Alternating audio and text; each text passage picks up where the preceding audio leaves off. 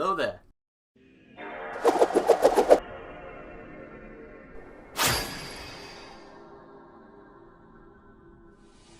We all saw the trailer, we've all heard the rumors, and the theories, and it's all because of this stupid leg in the top right corner of a single frame in the KH4 trailer. Star Wars in Kingdom Hearts 4 has to be the most talked about world and prospect for Kingdom Hearts 4, and has the most evidence of any Disney property besides, of course, Olympus. And I'll be honest, at first I was kind of scared of the thought of Sora teaming up with someone like Luke Skywalker to battle Darth Vader, but after listening to a remix of Duel of Fates and Fragments of Sorrow kind of mashed together on YouTube, I changed my mind a lot. Because you see, as I was listening to this song, daydreams of the gummy ship flying alongside the Millennium Falcon and Sora wielding a lightsaber keyblade decimating Stormtrooper-inspired nobodies and Ewoks possessed by darkness both frightened and excited me. It was then that I decided, hey, I'm not sold on Marvel coming to the world of Kingdom Hearts, but I do love Star Wars and I do love Kingdom Hearts, so why wouldn't seeing these two things come together officially not excite me? I mean, what could go wrong? Join me today as I give my full thoughts on how everything could work in the best worst case scenario that is the KH4 Star Wars crossover. Let's begin.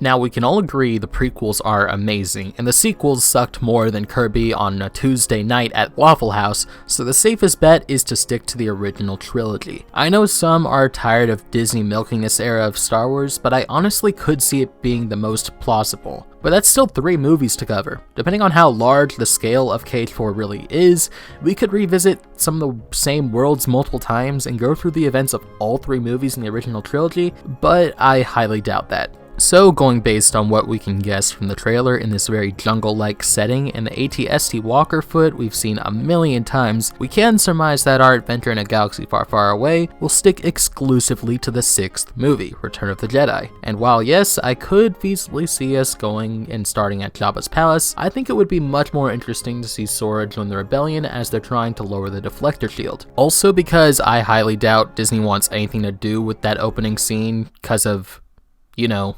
stuff. Alright, and so what I'm thinking is Sora will arrive on Endor, right? Possibly in the gummy ship, at least I would hope so. At this point in time, we're just gonna assume that Donald and Goofy are here as well, and if they're not, then, you know, the plot still plays out pretty simply, except for, you know, there's some more comedy bits involved. He'll arrive on Endor, he's gonna encounter the rebel crew, and they're gonna think that their whole plan has been leaked and to take out Sora because they think he's working for the enemy. Now, after that, they're gonna get into a little fight, a little scuffle between Han Solo and possibly Leia and Luke, but after you beat them back, it'll be pretty easy because, I mean, it has to be because they're the good guys. You're gonna end up working for them. You see, after you beat them, Luke is gonna say something like, oh, I can sense good in him, or some shit like that. And basically, that's how you're gonna kind of gather them up, and this is going to be your party. Those party members being Luke, Han, and Chewbacca. Now, having Luke on your team, you know, he obviously has his lightsaber, and he's going to be using the Force and stuff, and then you got Han with his blaster, Chewbacca, same sort of deal, except for he's also super strong. Maybe he has sort of a similar reaction command type deal, similar to what we could do with other Kingdom Hearts characters in KH3, turning Mike into a human bowling ball. Maybe Chewie could lift up stormtroopers and just toss them at each other. After wandering around the woods for a little while, maybe running into a few heartless and or nobodies along the way,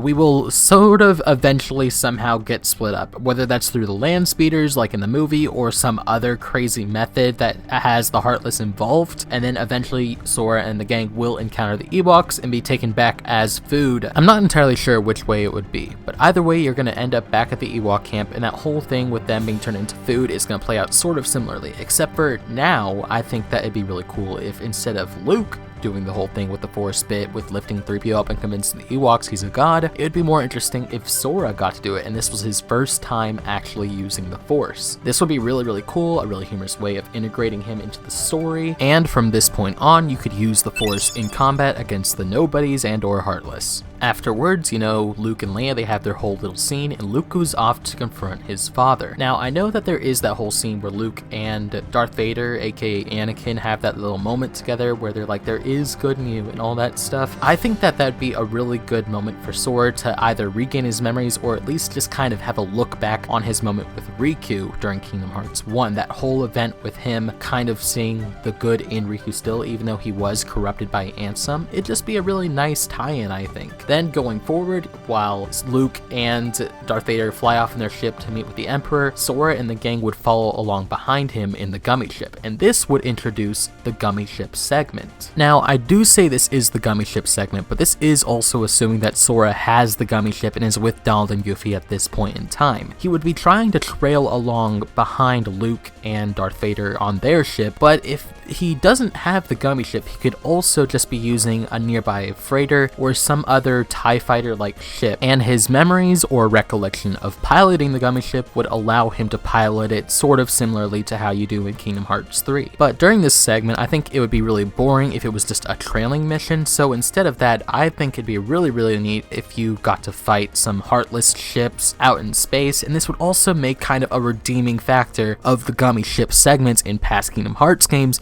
because now it actually has some real significant plot relevance. And after finally battling our way onto the ship, we are kind of led around a very streamlined path of the Death Star. It really does depend on how big they're trying to go with this game. If they try mapping out the entire Death Star, or at least a few floors of it, that'd be insane, but I don't know if they would actually go that big with it. You'd find your way all the way into the Emperor's room, and this is where it gets a little more interesting. Since we know that this is the Lost Masters arc, the Lost Masters, aka the Foretellers, along with Luxu, will most likely be the main villains. I think it'd be really interesting if during this moment we are actually introduced to one of the Foretellers, either wearing one of the cloaks or whatever they want to wear, are actually working behind the scenes with the Emperor, and this is kind of how we integrate that into the story, because I really liked that in Kingdom Hearts 3. Having the organization be directly involved with what was happening in each individual Disney world was something I really enjoyed seeing, and it kept everything really plot relevant, instead of feeling like filler like a certain other mainline game in the series. But I digress. During this moment, we are actually going to be having one of the most exciting fights of all time. Luke Skywalker versus Darth Vader, and also, by technicality, the Emperor.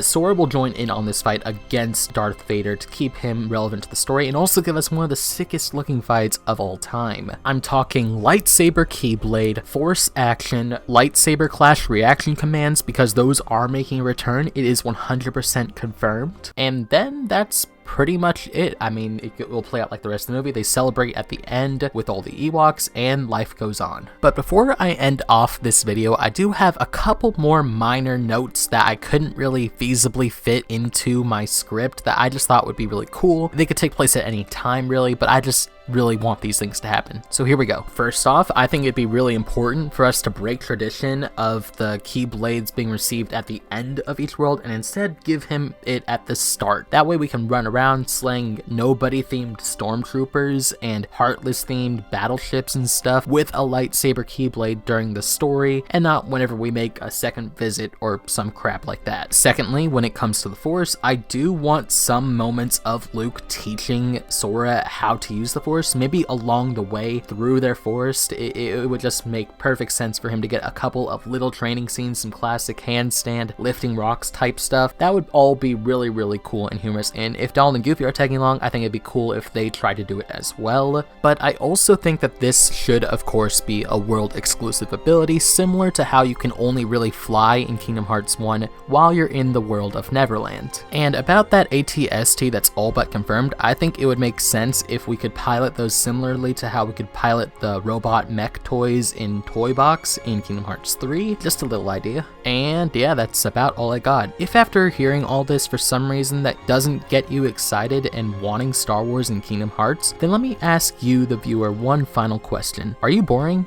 I'm joking. Mostly. But really, I grew up with Star Wars movies and watched them just as much as the classic Disney films we see present throughout the series. To me, they could not feel any more at home in Kingdom Hearts, and if this is true, then I really could not be more excited for what's to come. Marvel superheroes, on the other hand, even though they are already technically is through Big Hero 6, well, that's for another time. And that's pretty much all my thoughts on Star Wars and Kingdom Hearts 4. Honestly, it's more of a fanfiction wish list as it stands now, but as time goes on, maybe some of it will come true. As always, I've been Key, and I'll see you all in the next one.